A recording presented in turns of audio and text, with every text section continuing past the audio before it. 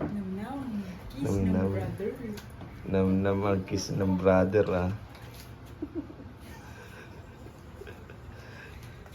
Naisahan rin po si Daniel. Ayun niya magpapakita. Ayaw kasi magpakis yan kay Dab. Ayun, hinalikan ni Dab.